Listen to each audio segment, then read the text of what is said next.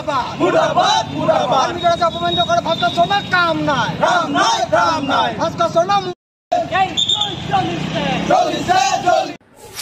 সমষ্টি উন্নয়নৰ ব্যৰ্থৰ অভিযোগত মাৰ্ঘেৰিটাত সদমৰাণ ছাত্ৰ সন্থাৰ উত্তাল প্ৰতিবাদ।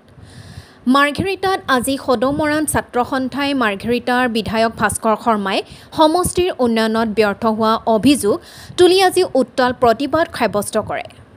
সদমৰাণ ছাত্ৰ সন্থাই মাৰ্ঘেৰিটা ৩১৫ নং ৰাষ্ট্ৰীয় ঘাইপথ ব্লক তিনিআলিত পথ অৱৰোধ কৰি বিধায়ক ভাস্কৰ শৰ্মাৰ প্ৰতিকৃতি দাহ কৰে।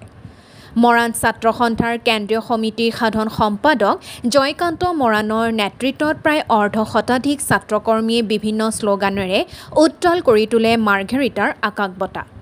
ডিগবৈৰ পৰা বিনন্দ কোঁৱৰৰ ৰিপৰ্ট, অল আছাম নিউজ 30।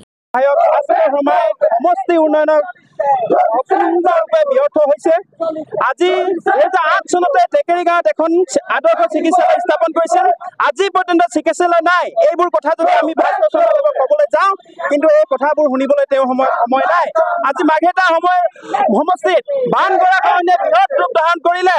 এই সমস্যাবোৰ কথা যদি ভাস্কৰ শৰ্মাক ক'বলৈ যাওঁ, তেন্তে ভাস্কৰ শৰ্মাক গুৰুত্ব প্ৰদান নকৰে।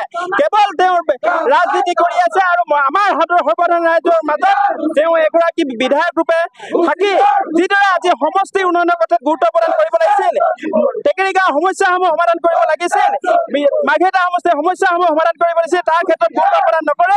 বিদেশত গৈ আমোদ আৰু তেওঁ নিজৰ জীৱন যাপন কৰি আছে। এনেকুৱা ধৰণৰ বিধায়ক আমাক নালাগে। অনাগত দিনতো ভাস্কৰ শৰ্মাই যে আমাৰ এই সমষ্টিটো উন্নয়ন নকৰিব, সমষ্টি উন্নয়নত যে চৰম ব্যৰ্থ হৈছে, তাৰে প্ৰমাণত আজি আমি ভাস্কৰ শৰ্মাৰ প্ৰতিকৃতি দাহ কাৰ্যসূচী ল'বলৈ বাধ্য হৈছো। আৰু তেওঁক আমি সকীয়াই দিছো, যেতিয়ালৈকে তেওঁ সমষ্টি উন্নয়নৰ কামত গুৰুত্ব প্ৰদান নকৰিব, তেতিয়ালৈকে কিন্তু আমাৰ প্ৰতিবাদী কাৰ্যসূচী চলি থাকিব।